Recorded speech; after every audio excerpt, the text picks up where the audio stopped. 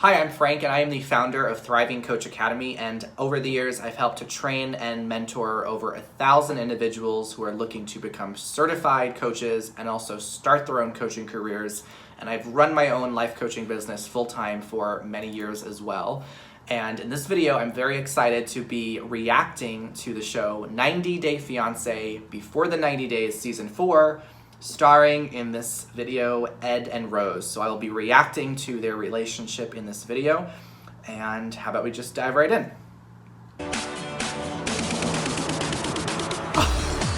He's even got Big Ed on the license plate. Oh my gosh. Hold on. I love it. You excited to see Granny? Hold on, little monkey. I'm leaving in 6 days for the Philippines to meet the girl of my dreams. I can't wait to be face to face with Rose. I can't wait. But I do feel somewhat conflicted because I'm getting a lot of pushback from my friends and family. Oh, hey, Mom. How you doing? Hi, Bonnie. How are you? Good. How you doing? Oh, man. You still didn't cut your hair. I know. I'm concerned for you because you don't really know her. This is not the time to go and have a serious relationship right away or stay in her house or anything like that.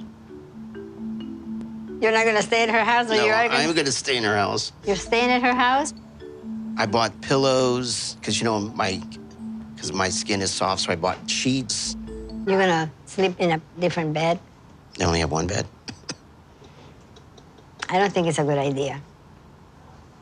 Eddie's a wonderful son, but I'm a little bit concerned about Ed's future, that this girl is just interested in his money, so I don't want to see him hurt.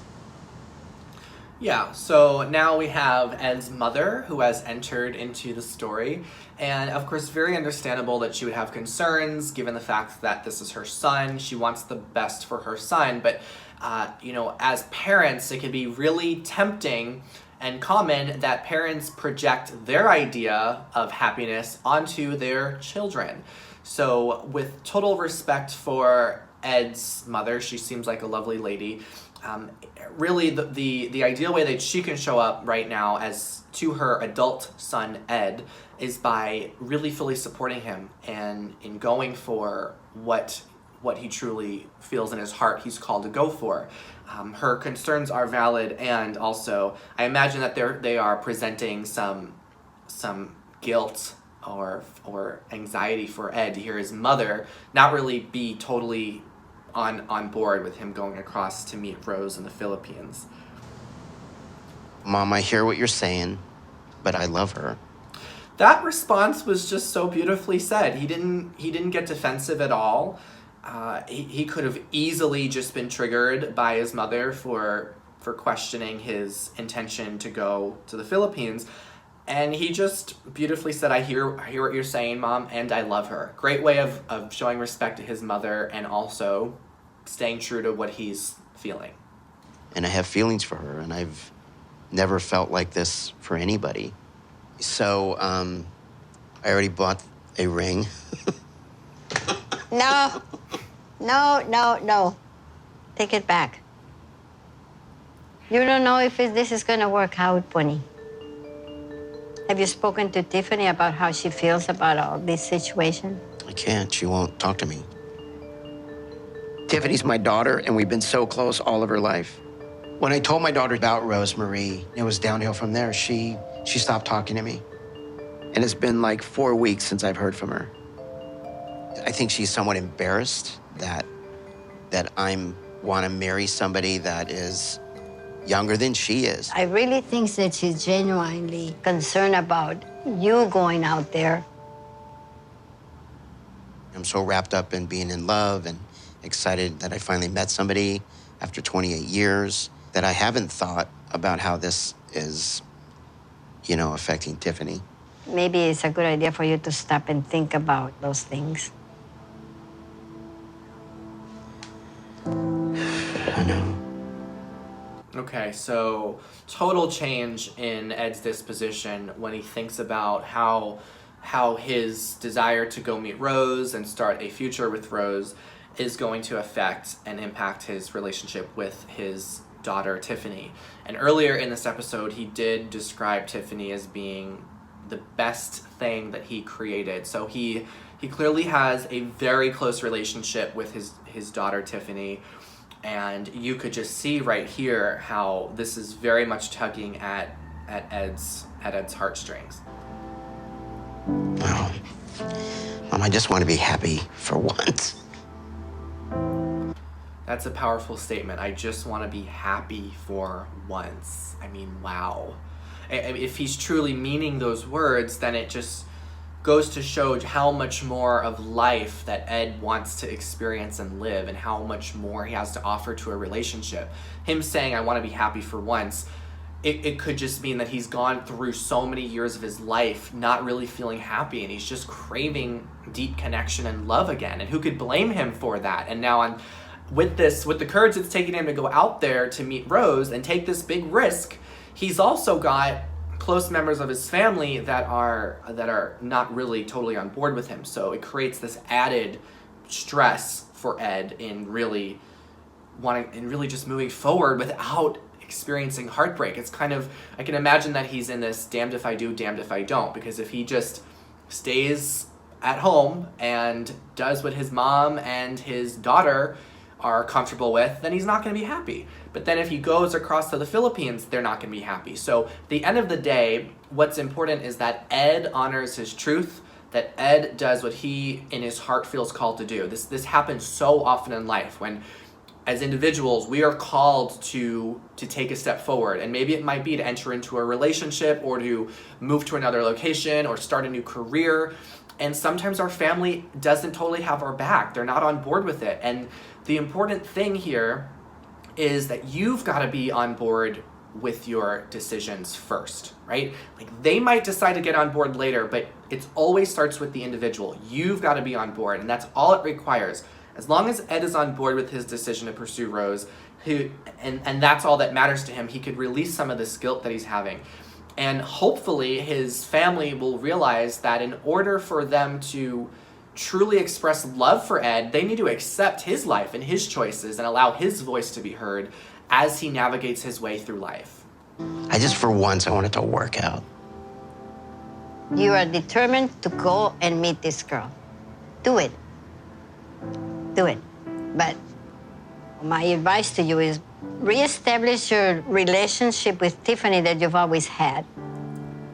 Okay, so his mom is being more reasonable here. She's saying, you're determined to do it, go do it, and reestablish your relationship. So it seems like she is being a bit more receptive now after she's heard Ed get more vulnerable with her and say, I want to be happy for once. So it's lovely to hear that. I'm sensing his mom is having a bit more empathy and understanding about who Ed is right now and what he's wanting. At this point, I don't think Rose is worth the risk. The big risk is taken. I'm going to keep calling Tiffany. I'm not going to give up. I love her, Mom. She's my daughter. So, Ed's mom saying, I don't think it's worth the risk.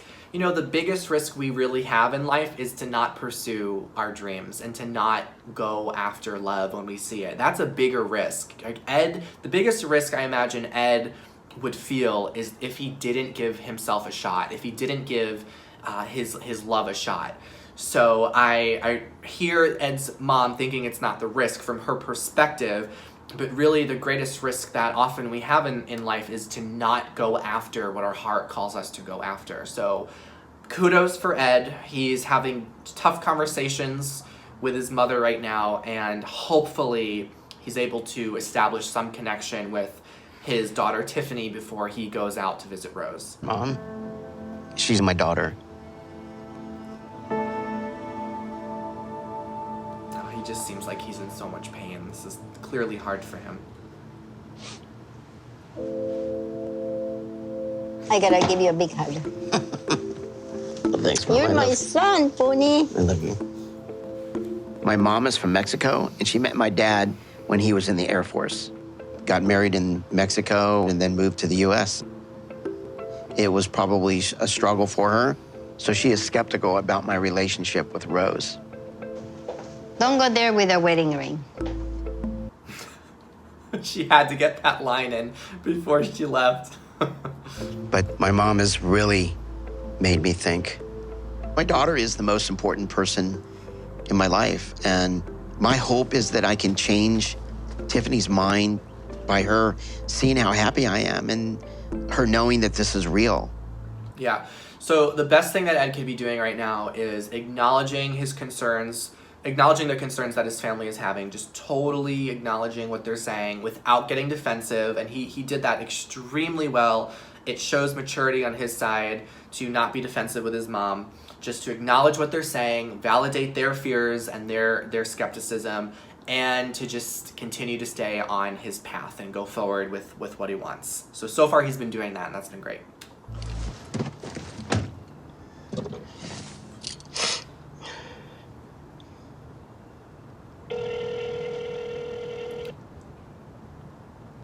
So he's calling his daughter right now. At the tone, please record your voice message. It's your dad. Listen, I just talked to Granny. We just had a really long discussion, and I'm really realizing how this is impacting you, and call me back. I love you. I love you more than anything. Call me.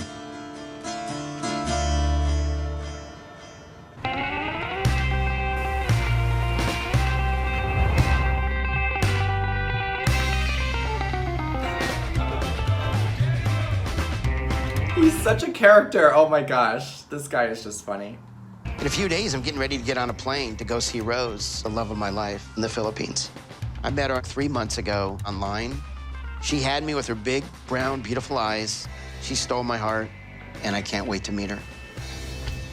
But before I do that, I need to go into work and tie up a few loose ends. Hey, how's it going? Oh, teddy bear. What's a murder? Teddy bear. I have 2 jobs. So when I'm not doing photography, I'm also a trained interior designer. Car, you got a minute? Yeah, sure. Yeah, can we? Yeah, I've known Ed for about 3 years now. He's not only a coworker, he's also a really good friend of mine. Well, you look nice today. Thank you. So do I. Ed told me a little bit about Rose. I've seen her face chat with Ed. She is sweet, I can give her that. But I just wish I knew more about her. So when are you going to the Philippines? I already bought a ticket And where are you staying? at her house. With her family? Well, so her and her sister share a small house. There's a retail store in the front, and then she has a room in the back, and her sister has her room in the back. So. Do you know where you're going exactly? I don't. I know it's 3 hours north of Manila. 3 hours north is like a small village. My mom is from the Philippines. They probably won't have plumbing there. Okay. So what's happening right now is you have Ed, who is much more driven by emotion right now. And I get the sense that because Ed does work in both photography and interior design, that he is a more heart-based, emotion-driven person. You know, some people are more logical and heady and like to analyze and process things in their head. And other people are more of the feelers. They like to feel things in their heart. And I think Ed is one of those people, based on not just the work he does, but also in the way that he makes decisions. I mean, he's going across the world to meet someone that he's fallen in love with. And you have his colleague over here who is asking him all of these logic-oriented questions about the facts. Like, is there plumbing? Where are you staying? Who else is going to be in the house? When are you going? She's asking about all the facts and is very much trying to connect to the logic and there's a disconnect because Ed is right now, he's leading with his heart with this whole decision. So the logic hasn't quite come together yet. So that's why there's a little bit of hesitation with Ed, because really his heart is what's calling him, and he will figure it all out as he goes, but his heart's really pulling him. So these logical questions are kind of, seems like a little bit of a challenge for Ed right now. What? Yeah, some homes you take showers just out of the bucket. It's What? so humid. You're gonna be sweating. You need to get shots. Like there's dengue, that's for mosquitoes. Maybe malaria, Hep B. Definitely make sure you're up to date on your shots. They have flying cockroaches too. Do you know? What? They have cockroaches over there, but they fly. Are you ready for that? And you are very sensitive to food as well. That's why I sent the dad a grill. Have you sent her other gifts? Oh, yeah. How much money have you spent on gifts? Gifts and shipping, I've probably have spent five grand. $5,000 in gifts? And shipping. And how Shipping long, is more than gifts. How long have you known her? 3 months. 3 months, and you've spent $5,000 in gifts. So this is like such a cool dynamic right now because it's like the head talking to the heart, you know? The head is the part of us that has all of the fears and also needs to rationalize everything, and there needs to be logic and reasoning behind all decisions. And then you have Ed, who's representing the hearts, that we all have these conversations with our head, between our head and our heart all the time. And our head's often like, wait a second, what are you doing? Why are you doing this? You spent how much money? But our heart is just like, calm down, I got this, it's gonna be okay. And it's oftentimes finding peace between the head and the heart that allows us to move forward in life, or just silencing the never-ending voices of fear and just moving forward. So right now you have the colleague who is giving all only coming from logic and fear and reasoning, and Ed is just coming from total love and emotion and passion right now. So it's interesting just to see energetically how this conversation is playing out. My bonus. Does that sound normal to you? Well, not the way you say it. She's never asked me for money. I haven't sent her one dime. But her sister texted me the other night. And she basically said, you know, I need help. My store's gonna close. And she's asking me for money. Uh-oh. Oh my This gosh. doesn't sound good. Do not send money. I was really shocked when I got the message from Rose's sister asking me for money.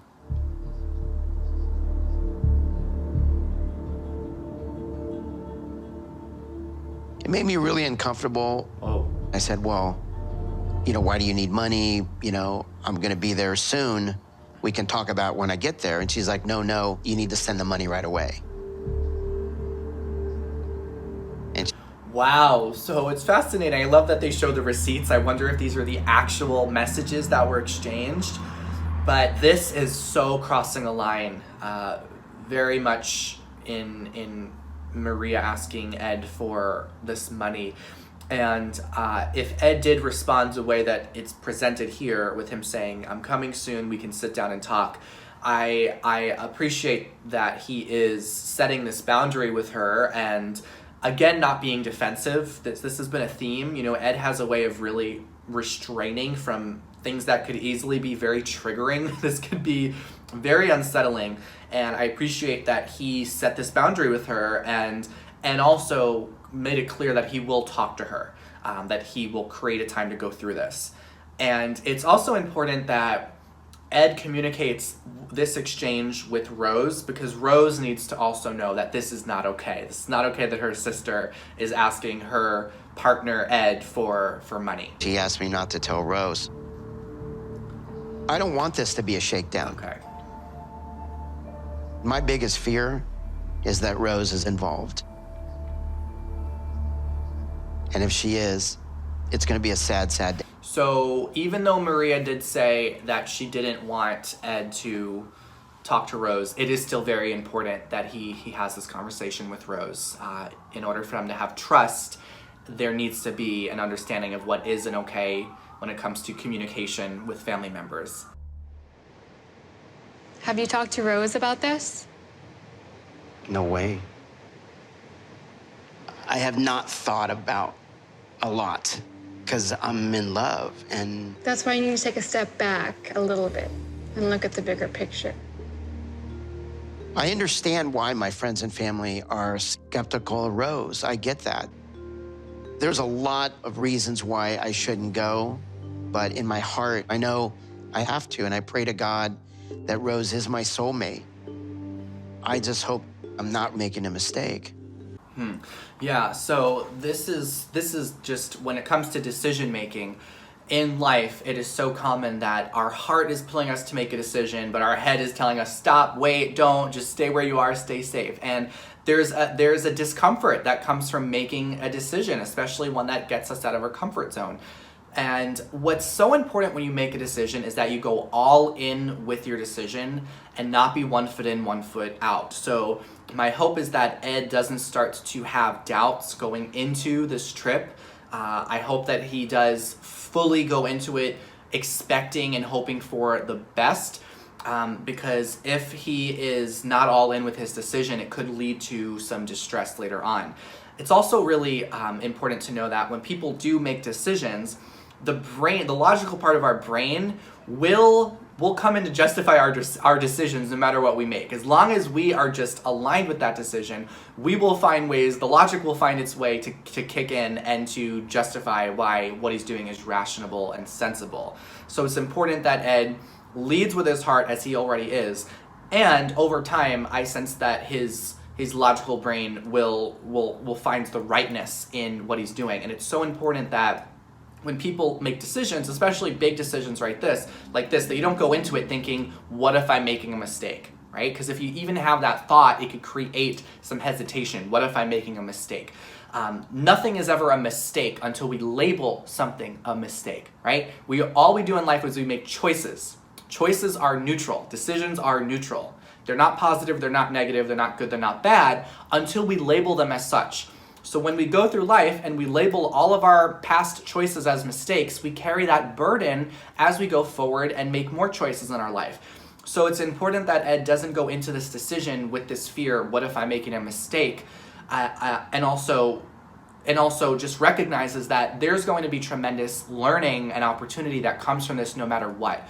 If I were working closely with Ed and coaching him, I would have him recognize all of the growth that he's going to experience no matter the outcome, right? Whether Rose decides to be with him or not, the beautiful purpose behind this experience is that he's trusting his heart, he's allowing himself to open his heart to love, and he's recognizing that he deserves that. And that matters more than anything that does or doesn't happen with Rose. So I hope that Ed recognizes the true power in what he's doing and doesn't focus on whether or not he's making a mistake, because really there's so much purpose that's going to come from this no matter what happens. So that was episode 2 of 90 Day Fiancé starring Ed and Rose. What do you think about their relationship? Comment below what your thoughts are and let me know who you'd like me to react to next. And if you are curious to learn more about life coaching and how to start a career as a coach, I wrote a book that you will absolutely love. It is called Coaching 101.